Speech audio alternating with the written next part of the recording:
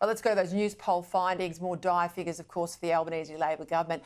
On primary vote terms, the coalition's up 2 points to 40. Labor sits 7 points behind on 33. If you look at the trend, the coalition's remained above Labor with that gap widening since June. In two-party preferred terms, it's steady, 51-49 for the second month. But yet again, look at the trend. It's a stunning reversal of Labor's popularity since the start of the year. Finally, looking at the net satisfaction ratings for each leader, Peter Dutton sits at -11. He's now besting the Prime Minister for the first time.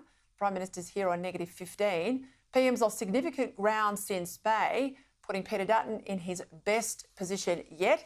Even more startling for Labor is that the leader has had diminishing support since the election. Look at those numbers there from one top corner of the graph, plotted right down to cellar-dweller territory.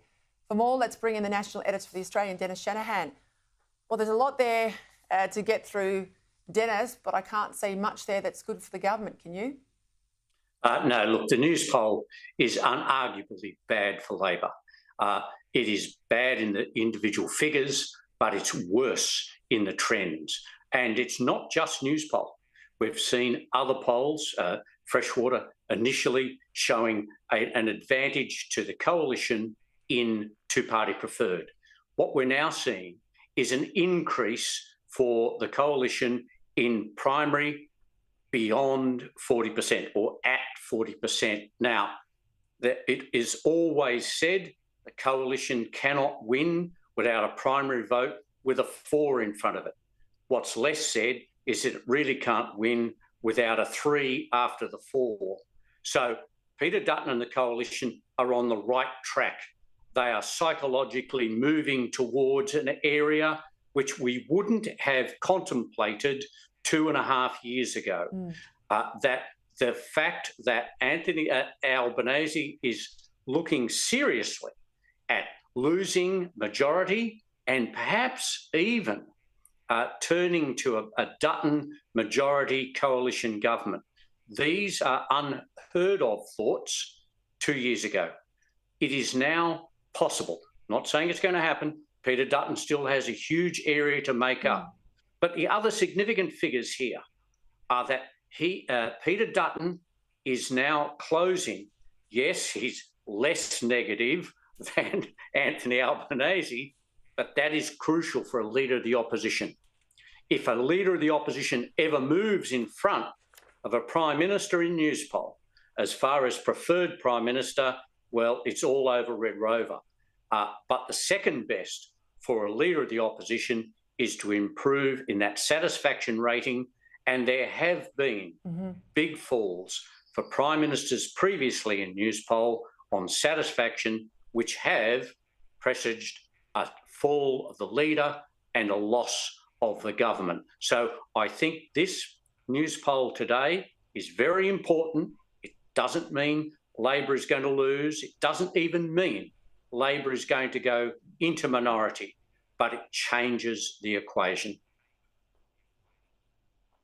Right about now, this close to an election that's set for May, you've got this debate that goes inside the incumbent party, particularly when you're getting results like that. More effort, more giveaways, more political attack on your opponent will turn this around. We just need more time. And then there's an opposing argument that says, read the trend. Don't mistake the trend. We're on a deteriorating wicket here. We need to go sooner rather than later before we cannot claw any of this back. Too much momentum's going to the other side. It's one of the reasons I think they're going to go to a March election, perhaps call it in February, even January. How do you read this, Dennis? Well, look, I think that Anthony Albanese still wants to go as long as he can. The reality is it going to get much worse for Labor? Let's face it, they have been at the primary vote, they have been since the last election, a bit below, a bit the same, within the margin of error.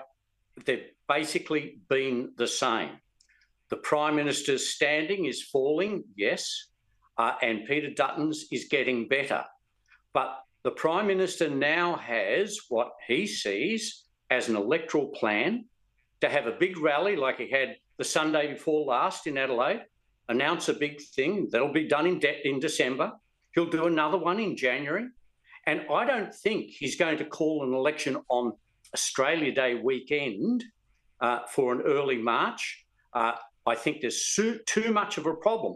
Roger Cook, the West Australian Premier, is already looking at this. Too much of a problem to have a March 8 election on the same day, that is a federal election on the same day as the West Australian election. Yes, it's possible, but it's messy.